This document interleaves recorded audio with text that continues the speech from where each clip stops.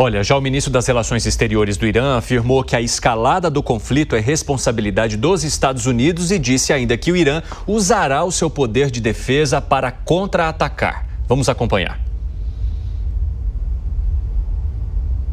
Warmongering and lawless administration in Washington.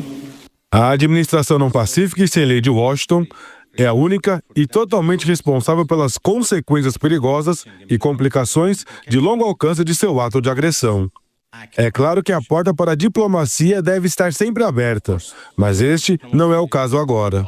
Meu país tem sido atacado, agredido e temos que responder com base em nosso legítimo impulso de autodefesa. E faremos isso enquanto for necessário. Era irrelevante pedir ao Irã que retornasse à diplomacia porque estávamos no meio da diplomacia. Estávamos no meio de conversa com os Estados Unidos quando os israelenses explodiram tudo. E, de novo, estávamos no meio de conversas e negociações com europeus. Aconteceu há apenas 2 dias em Genebra, quando dessa vez os americanos decidiram explodir tudo. Bem, vou a Moscou esta tarde e tenho uma reunião com o presidente Putin. A Rússia é amiga do Irã e desfrutamos de uma parceria estratégica e sempre nos consultamos e coordenamos nossas posições. Professor Lier Ferreira, o Irã tem condições de manter um contra-ataque?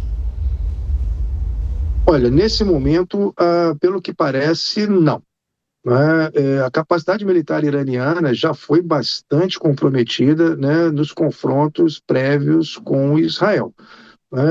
A própria Karen Rosenthal, né, colocou uma questão muito interessante, de que os ataques de mísseis e drones iranianos ao território de Israel começaram na escala de centenas de mísseis e drones por ataque, né, e hoje estão situados na escala de poucas dezenas.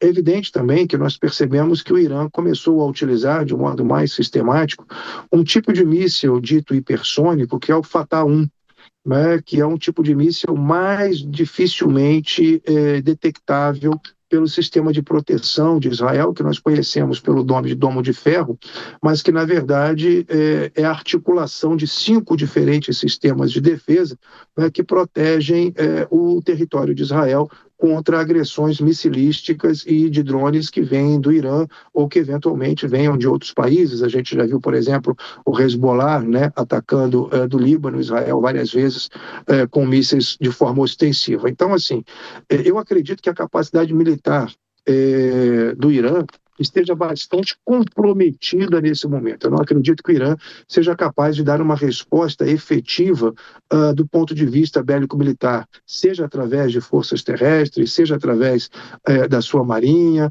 né? A capacidade aérea do Irã foi praticamente eliminada, né, pelos ataques israelenses. O capitão, né, falou muito bem aí, o controle do espaço aéreo iraniano hoje é completo, né, por parte de Israel.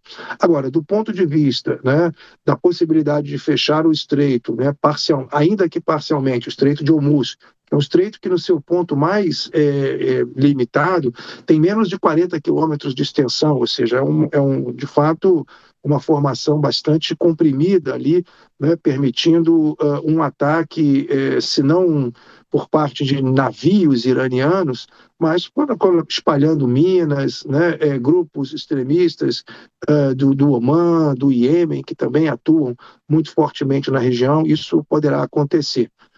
Agora, a capacidade de mísseis iranianos foi absolutamente comprometida. Qual é a sobrevivência, né, desse programa de mísseis? Qual é a sobrevivência do programa de drones? O quanto o Irã ainda tem, né, desses equipamentos e o quanto ele pode recebê-los, né, por parte de outros países, como, por exemplo, a Coreia do Norte? Essas são interrogações que nós ainda não temos. Por isso eu dizia, né, na minha intervenção anterior, que não acredito num sucesso nas reuniões de paz na próxima segunda-feira, né, a partir de amanhã. Por quê? Porque o quadro ainda não está suficientemente claro para que nós saibamos quais são os recursos, né, que cada uma das partes dessa mesa de negociação tem para colocar ali de fato. Quais são as cartas que, no final das contas, serão colocadas sobre as mesas. Agora, professor, é interessante porque há uma manifestação também do presidente iraniano dizendo que os americanos devem receber uma resposta à sua agressão. O quanto os ataques eles ficarão somente em ameaças ou o quanto essas ameaças são, digamos, necessárias para conduzir ambas as partes a um diálogo? É a partir dessas ameaças de prazos que são dados, como aqueles dados também pelo presidente americano Donald Trump, que podem fazer essas autoridades sentarem à mesa e debaterem digamos, cessar-fogo? Evandro, essas falas, né, todos esses mecanismos retóricos, né, que são produzidos pelos diferentes atores do conflito, não é diferente pelas autoridades iranianas, elas são falas para fora, né, e são falas também para dentro, é verdade, para o público interno. Então, por exemplo, quando nós já debatemos isso aqui ao longo do dia de hoje, né?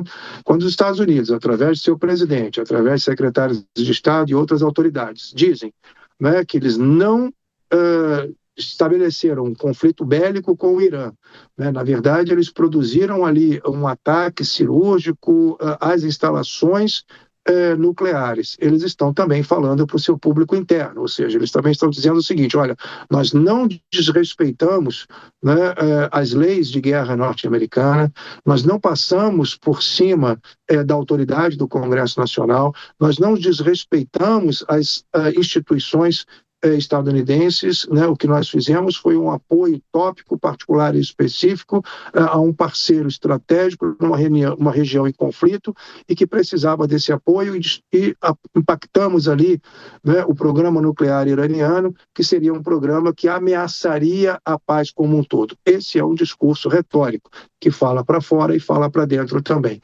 As bravatas também agora colocadas pelas autoridades iranianas são da mesma forma, né? Elas, de algum modo, elas anunciam a possibilidade de que o Irã ainda mantém recursos de poder suficientemente consistentes para perseguir, né, para prosseguir no conflito contra Israel.